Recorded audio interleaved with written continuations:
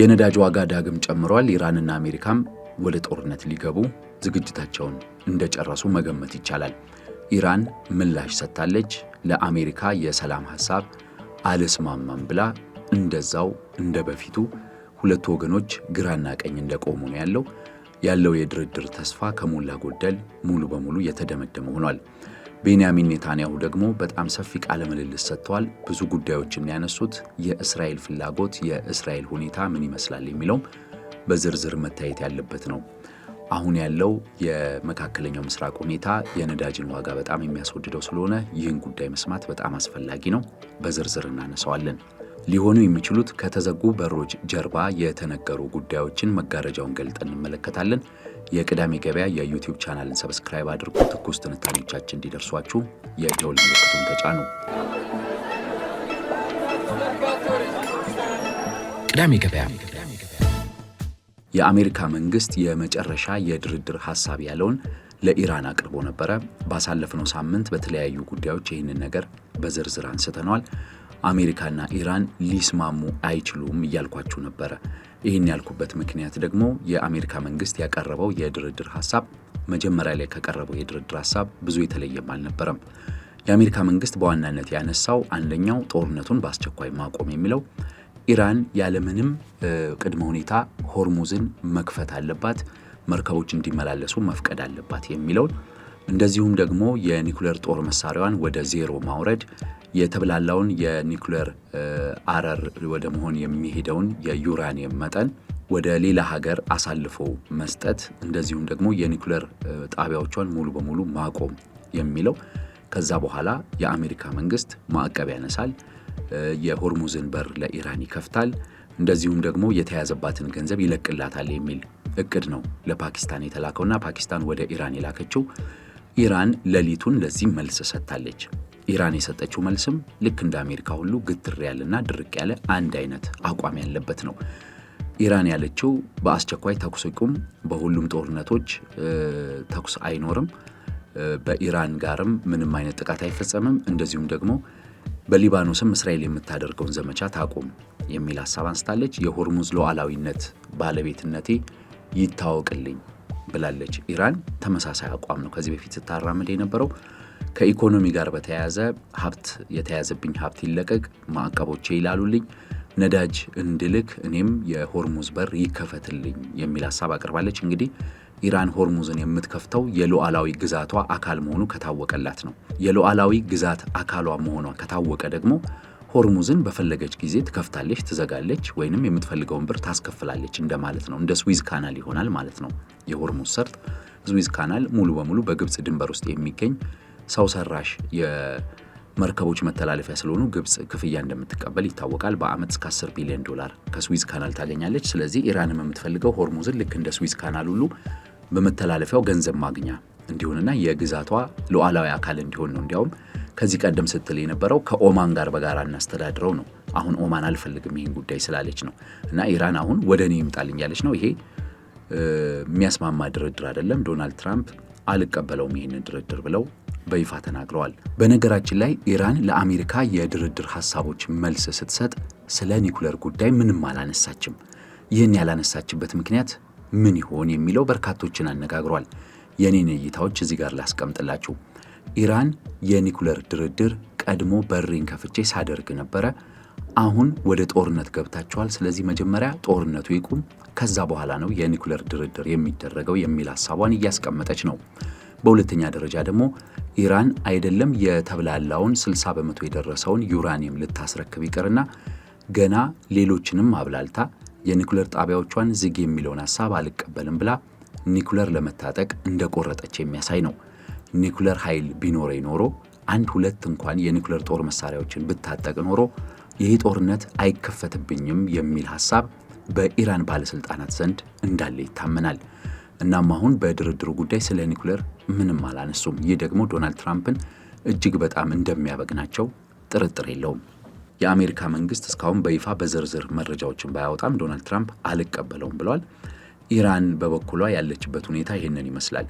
ሞጅተባ ካሚኒ 2 አዳዲስ እርምጃዎችን አድርገዋል። አንድ በጣም የታወቁ አያቶላ ሰው ሾመዋል። የኃላፊያቸው አድርገው ወይም የጽህፈት ቤታቸው ኃላፊ አድርገው ሾመዋል። ከዛ በተጨማሪ ሞጅተባ ካሚኒ ከወታደራዊ ኃይሉ ጋር ተማክረዋል የሚሉ ሀሳቦች ተነስተዋል። በዚህም ምክክራቸው ለቀጣዩ ዘመቻ ተዘጋጁ የሚል መልእክት እንዳስተላለፉ ሞጅተባ ካሚኒ ተነግሯል። ከዛም በተጨማሪ የኢራን ወታደሮች ደግሞ በጣም ለየት ያለና እስካሁን አድርገነው ያልነበረው አይነት ጥቃት ልንሰነዝር ተዘጋጅተናል የሚል መልእክት ለአሜሪካ ልከዋልና ወደ ጦርነቱ የመግባቱ አዝማሚያ የሚታይ ይሆናል። ፓኪስታን እንግዲህ የለፋች ያለችው ነገር ብዙ ፍሬ ያፈራ አይመስልም። ጦርነቱ ቀጣይ እንደሚሆን ከሞላ ጎደል ጥርጥር የለውም። ወይ ዘመቻዎች ይኖራሉ። ይህንን ደግሞ የሚያረጋግጠው የቤንያሚን ኔታንያሁ ሰፋ ያለ ቃለ ምልልስ ነው። የእስራኤሉ ጠቅላይ ሚኒስትር ቤንያሚን ኔታንያሁ ለበርካታ ዓመታት በ30 ዓመት የፖለቲካ ህይወታቸውና የእስራኤል የመሪነት ህይወታቸው ትልቁ ጉዳያቸው ከነበሩት ጉዳዮች አንዱ ኢራንን ማንበርከክ የሚለው ነው። እስራኤል በአካባቢው ያላትን የበላይነት ለማረጋገጥ ተገዳዳሪ ተደርጋ የምትታየው ዋነኛዋ ኢራን በመሆኗ ኢራንን ማንበርከክ፣ የኢራንን የኒኩለር አቅም ማሽመድመድ የሚለው ዋነኛ ዓላማዋ ነው። በዚህም የተነሳ የእስራኤሉ ጠቅላይ ሚኒስትር ቤንያሚን ኔታንያሁ በሰጡት መግለጫ አንድ ያነሱት ትልቅ ነገር አለ። ጦርነቱ እንደማይቀር የሚያረጋግጥ እሳቸው ያሉት ምንድን ነው? በኢራን የሚቀሩ ስራዎች አሉ። ከኒኩሌር ጋር በተያያዘ ያልወደሙ ቦታዎች አሉ።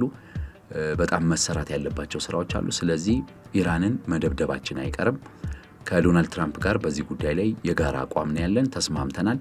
እንደውም የኢራን የኒኩሌር መርሃ ግብርን ለመግታት የአሜሪካና የእስራኤል ጦር ኃይል ወደ ኢራን መሬት ዘልቆ ገብቶ የተከማቸውን 450 ኪሎ ግራም የሚገመተውን 60 በመቶ የተብላላ ዩራኒየም ለመውሰድ በቂ ዝግጅት አለን፣ በቂ አቅም አለን የሚል አንድምታ ያለው መልእክት አስተላልፈዋል።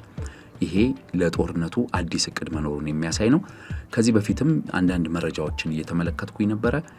እስራኤል ምን ምን ኢላማዎች እንደሚመቱ አጥንታ ጨርሳለች። የምትጠብቀው የድርድሩን ሁኔታ ብቻ ነው ተብሏል። ስለዚህ ድርድሩ ከሞላ ጎደል ምንም መቀራረብ የሌለበት ሆኖ በመታየቱ ዳግም ጦርነቱ መነሳቱ የሚቀር አይመስልም። እናም ቤንያሚን ኔታንያሁ ያሉት አንድ ለዘመቻ በቂ ዝግጅት መደረጉን፣ ኢራን አሁንም ያልተመታና ሊመታ የሚገባ ነገሮች አሏት ብለው እንደሚያምኑ ያሳዩበት በመሆኑ ቀጣይ ጦርነት እንደሚኖር ያስፈራል ማለት ነው። በሁለተኛ ደረጃ ቤንያሚን ኔታንያሁ ያነሱት ስለ ቻይና ነው። ቻይና ለኢራን የጦር መሳሪያ ድጋፍ እያደረገች ነው ወይ ተብሎ ለቀረበላቸው ጥያቄ ቤንያሚን ኔታንያሁ የመለሱት ስለ ጦር መሳሪያ ድጋፍ ሳይሆን ቻይና ለኢራን የሚሳኤል ፕሮግራሞችና የተወንጫፊዎች ግብአት የሚሆኑ ነገሮችን እያቀረበች መሆኑን እናውቃለን ብለዋል። በዝርዝር ግን አልናገርም፣ መረጃ አለኝ፣ አንደበቴ ግን ሁልጊዜ መናገር የለበትም፣ ዝምታም ጊዜ ያለው ብለዋል። የቻይና መንግስት ይህን በማድረጉ ምን ይሰማውታል ሲባሉ ደስ የሚለኝ ነገር አይደለም፣ ነገር ግን ለቻይና እኔ መናገር አልችልም ብለዋል። ደጋግመን እንደጠቀስነው ቻይና ኢራን እንዳትወድቅ የቻለችውን ሁሉ ከማድረግ ወደ ኋላ አትልም። በእርግጥ እስራኤልን አስቀይማ ምንም ነገር ማድረግ አትፈልግም። አሜሪካንም አስቀይማ ምንም ነገር ማድረግ አትፈልግም።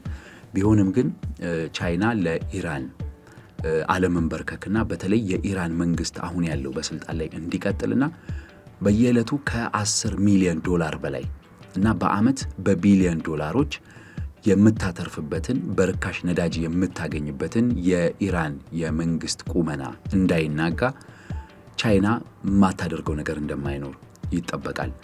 ይህ የኢራን ስምምነት አሁን ወደ ኋላ መመለሱ ቀጣይ ጦርነት እንደሚኖር ከማመላከቱ ባሻገር በዚህ ሳምንት መጨረሻ ላይ ዶናልድ ትራምፕና ሺጂንፒንግ በቻይና ሲገናኙ ምን ሊያወሩ ይችላሉ የሚለውን የኢራን ጉዳይ ዶሚኔት እንደሚያደርገው ወይም እንደሚቆጣጠረው ይጠበቃል። ዶናልድ ትራምፕ በከፍተኛ ብስጭት ወደዛ ሊያመሩ እንደሚችሉ መገመት ይቻላል። ነገር ግን ጥቂት ቀናቶች ስላሉ በእነዛ ቀናቶች ምን ሊያደርጉ ይችላሉ የሚለውን ማየት ይቻላል። ከጦርነቱ ጋር በተያያዘ ያለ አንድ መረጃ ብቻ ልንገራችሁ። አሜሪካ ወደ ሆርሙዝ ሰርጥ መርከቦቿን አስገብታለች። ወደዛ ያስገባችበት ዋና ምክንያት ምንድን ነው ተብሎ በበርካቶች መነጋገሪያ ሆኗል። የጦር መርከቦቿን ያስገባችው የኢራን አነስተኛ ጀልባዎች በብዛት ወደ ጥቃት እንዲሸጋገሩና ያላቸውን ሁኔታ ለመገምገም ያለመ ነው።